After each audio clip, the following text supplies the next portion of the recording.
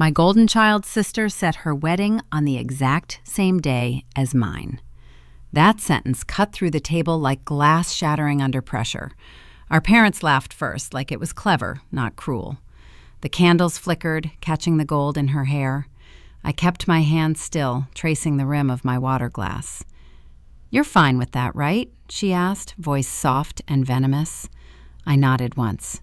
"Of course." They mistook silence for surrender. What they didn't see was the guest list already waiting in my planner. Welcome to Martha's Stories. I share new life stories here every day, and I'd really appreciate it if you hit subscribe and liked my video. Drop a comment down below telling me where you're watching from and what time it is for you right now. I read every single comment, and it helps me to know I'm not alone in this. 2 months later, that same table would fall silent for a very different reason. The first time, I realized silence could keep me safe. I was 8. Sienna, my sister, stood on the front steps, her dress catching the morning light, while Mom fussed with her hair for a local ad shoot. "Smile wider, honey," Mom said, voice warm, eyes soft. Behind them, I held the lunchbox I'd packed myself, waiting for someone to notice. No one did. At school, I worked hard. Grades were my way of earning space. When I came home waving a test marked 100, Dad barely looked up from the newspaper. "Don't make your sister feel bad," he said. His voice was flat, but the words cut clean. I folded the paper, careful not to crease the red ink, and slipped it into my desk drawer. That became a habit, folding anything that proved I'd tried. Sienna was always the golden one. When she failed a class, Mom blamed the teacher. When I aced mine, she said nothing. On my 13th birthday, the cake had her name on it, too. "We thought it'd be fun to celebrate together," Mom explained. Sienna blew out every candle before I could touch one. I learned to clap for her, even when it burned. Our father worked long hours at an insurance office. He came home smelling like ink and disappointment. I became useful, washing dishes, checking bills, managing the quiet parts of the house. He liked that. "You're reliable," he'd say. It never sounded like love. In high school, I developed a crush on a boy from my math class. I told Sienna once, just once, while braiding her hair. She smiled into the mirror, then went out with him the next week. When I cried, Mom said, "Don't be dramatic. He just prefers pretty girls." That was the night I stopped sharing things I cared about. College wasn't an option. Sienna needs the tuition more, Dad said. So I got a job right after graduation typing invoices in a gray cubicle. My old teacher, Mr. Ellis, helped me apply. "You're sharp, Bonnie," he said. "Don't let them make you small." I thanked him, but small felt safe. I moved out at 22 into a one-bedroom apartment downtown. It was quiet white walls, ticking clock shelves lined with color-coded files. I liked the order. I woke up early, made coffee, checked my planner. Every entry was written by hand. I didn't trust memory. It bends too easily. Sometimes Sienna called, not to ask about me, but to brag. Her new car, her new dress, her new followers. Our parents adored her stories. "She's doing so well," Mom said once. "You could learn from her." I nodded, as always. Silence kept the peace. But inside that quiet, something else grew, a precision. I learned how to wait, how to listen, how to notice what everyone else missed. The folded papers of my childhood turned into the lists and receipts of my adulthood, proof stacked neatly in drawers. That was when I understood silence wasn't peace. It was preparation. The call came on a Tuesday night. Rain tapped against the window while I updated the guest list on my planner. The screen lit up. Sienna. I almost didn't answer. "Hey," she said, her tone too bright. "So, funny thing, my wedding date just got confirmed. It's the same day as yours." For a second, all I heard was the clock. "The same day?" I repeated. "Yeah, but you're doing something small anyway, right? Just family," she laughed lightly. "Our relatives will be at mine, obviously. I mean, it makes sense." The line went quiet long enough for her to notice. "Bonnie, you're okay with that, right?" I stared at the circle of ink on my planner, the one that marked my date. The pen was still in my hand, its tip pressed into the paper until the mark deepened, bled a little. "Yes," I said finally. "I'm okay with it." When the call ended, I sat in the dark for a long time. The only sound was the rain. My reflection in the window looked calm, almost detached, but my hand had gone cold. Later that night, Mom called. "Your sister's venue is much bigger," she said cheerfully. "Everyone will be there. You can do yours quiet, maybe after theirs ends." Dad chimed in from the background. "Be supportive, Bonnie. It's her big day." "Of course," I said again. The same 2 words. When the line cut, I flipped open my planner. 2 identical circles glowed under the desk lamp, hers and mine. I wrote one small note beside mine. Confirmed. Do not move. They would call it coincidence. They would say I didn't mind.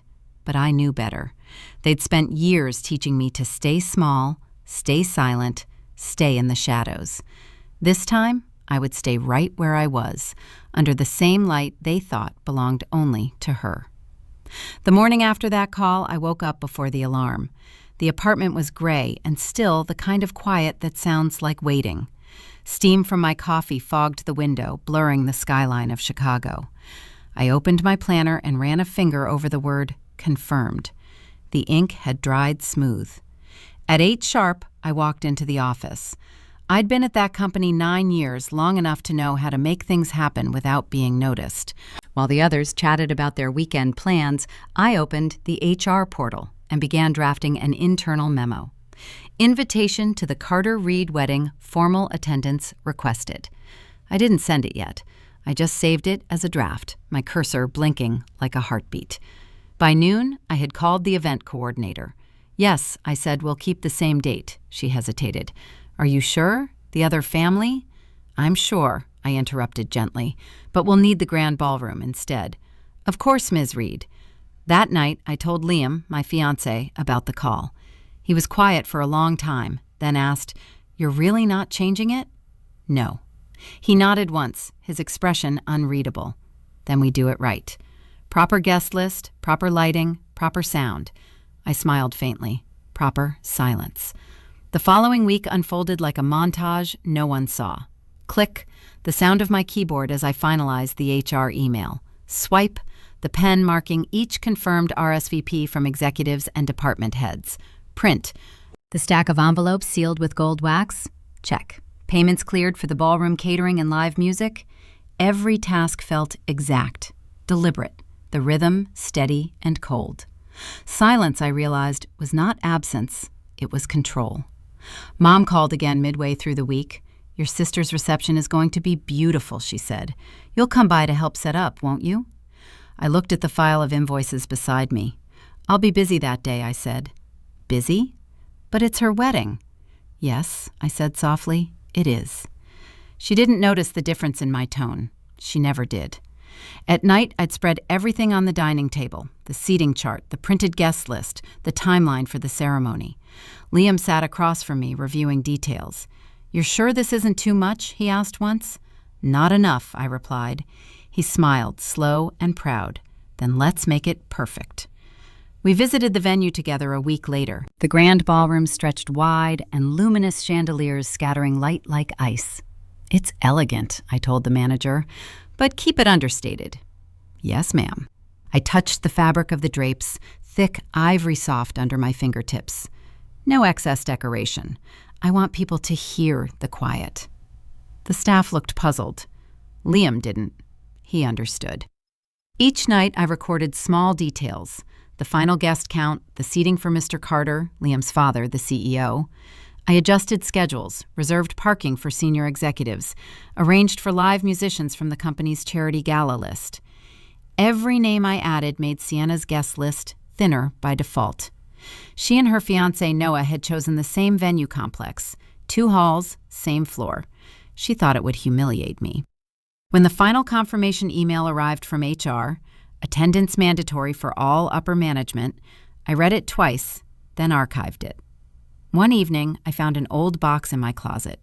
Inside, among old papers, was the folded test I'd once hidden as a child. The red 100 still glared through the creases. I unfolded it carefully and laid it flat on the table. Next to it, I placed the current wedding schedule, rows of printed names, sealed approvals receipts. Same shape, same order, different meaning. Liam walked in and paused. "What's that a reminder?" I said. He looked at the paper, then at me. "You're calm," he said. "I learned from the best." "Your family?" "No," I said. "Their mistakes." The night before the wedding, I barely slept. I ironed the dress, checked the planner one last time, and placed it by the window where the dawn light would hit first. The city outside was quiet, traffic muted. I watched the sun rise, its reflection turning the glass gold. At 7 a.m., my phone buzzed. Mom again. "Your sister's so nervous," she said. "She keeps asking if you're jealous." "I'm not," I said. "Tell her not to worry. I won't get in her way." "You're such a good girl." Mom sighed, relief in her voice. I hung up before she could hear me whisper, "Not anymore." In the stillness that followed, I could almost hear the next day breathing, waiting.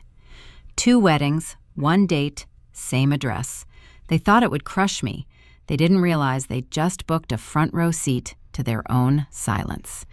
The air that morning felt heavier than usual, almost metallic, the kind of quiet that comes before a storm. Calm, but charged. I arrived early, the hem of my dress brushing against the marble floor of the hotel lobby. Staff hurried past with bouquets and trays of champagne.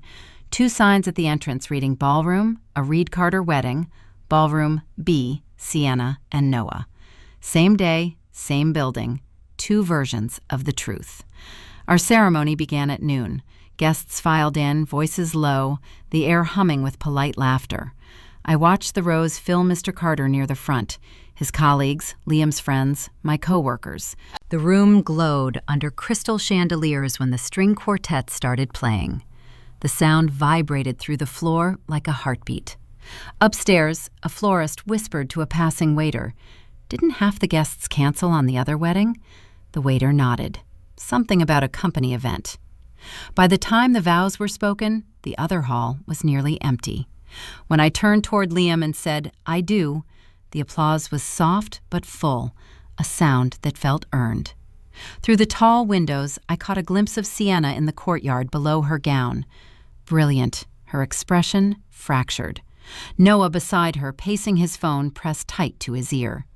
Half an hour later, as our reception began, they entered. I noticed them before anyone else did.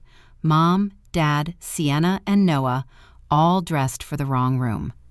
Their faces shifted when they saw the crowd, the executives, the press photographers, the Carter family gathered together like a constellation of power. Sienna blinked, trying to process. "What? Why are all my guests here?" she whispered. Noah's voice cracked. "These are my company's clients. Why are they here?" Mr. Carter stood, then his presence quiet but absolute. "It's strange, isn't it?" he said. 2 weddings, 1 date, but only one of them is my son's. The microphone on the stage caught his words, sending them across the ballroom. A silence spread clean and absolute. Mom's smile faltered. Dad tried to recover. "We didn't know." Mr. Carter turned toward them, his tone mild. "You didn't have to. Some people only understand order when it stops including them." Sienna reached for Noah's arm. "Say something." He stepped back instead, his collar tight. "You told me this date would humiliate her." Sienna's voice shook. "You agreed." Their argument spilled into the quiet like static. Guests exchanged looks. Cameras flashed. I didn't move. I stood by the table, glass in hand, the same posture I'd held during the dinner where it all began. The reflection of the chandelier flickered on the surface of my drink. My planner sat on the table beside the guest book, closed clean. Mr. Carter spoke again, softer this time. "Let's keep this day for the people who earned it." At his signal, the staff guided the intruders out, calmly, politely. The way you remove noise from a room meant for music. As the doors closed behind them, the quartet began a new piece, slow and measured. The tension melted into applause.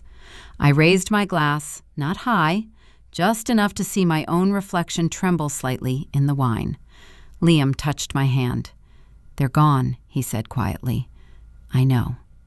Across the hall, I caught the faint echo of another door slamming. Ballroom B. Most likely someone shouting. Then nothing. The sound dissolved into the music, into the soft hum of conversation. "They came to see me fail," I said under my breath. Instead, they saw what silence can build. Liam smiled, small and steady, and destroy. We clinked glasses once, not for victory, but for balance restored. The rest of the evening unfolded in calm waves. No speeches, no drama, just the steady rhythm of forks against porcelain, laughter that belonged in the right room this time. When it ended, I took one last look around. The chandelier light the guests, the polished floor where my reflection stood clear and unbroken. The silence they left behind was perfect. The morning after the wedding, the city was washed clean. The skyline glowed pale gold through the window, the streets below damp and quiet. I stood in the kitchen, barefoot, stirring sugar into my coffee. The cup clicked softly against the counter, steady, measured. Liam was still asleep. The sound of his breathing blended with the hum of the refrigerator. On the dining table lay my planner, closed, now its pages slightly warped from overuse. Beside it, our marriage certificate rested flat under the morning light. The seal caught a shimmer. The same color as the ink I'd used to circle that date months ago. For years, I had folded proof of myself small enough to hide in drawers, grades, receipts, unspoken things. Yesterday, I finally unfolded them all. No confrontation, no raised voices, just a quiet line drawn straight through everything that used to hurt. I thought of Sienna. Maybe she woke to silence too. An empty inbox, an unanswered call, the sound of her own reflection cracking. Maybe our parents sat in their house, still trying to understand, the moment the room stopped clapping for them. I didn't feel joy imagining it, just distance. The kettle whistled softly. I turned it off before it grew loud. Liam entered, hair mussed, eyes half open. "Morning," he said. "Morning," I replied. He leaned against the counter. "You okay?" I nodded. Yes, finally. We didn't talk about the wedding. We didn't need to. It had already done what it needed, to end something old, begin something quiet. When he left for work, the apartment settled into a calm rhythm again. I opened the window slightly. The air smelled like rain and bakery bread from the shop downstairs. Somewhere far off, a train moved through the city, its horn low and fading. I sat at the table, opened my planner one last time, and drew a clean line under the final entry. Reed Carter, wedding completed. Then I closed it and placed it beside the certificate. The light shifted across both papers, merging them into one soft reflection. Silence this time didn't mean absence. It meant ownership. In families like mine, power doesn't shout it, withdraws, and when it does, the room finally learns what silence sounds like. It isn't empty, it's earned. It's the sound of boundaries settling into place of peace, finding its own volume after years of being spoken over. If this story stayed with you, stay for the next one. Every silence hides a reckoning.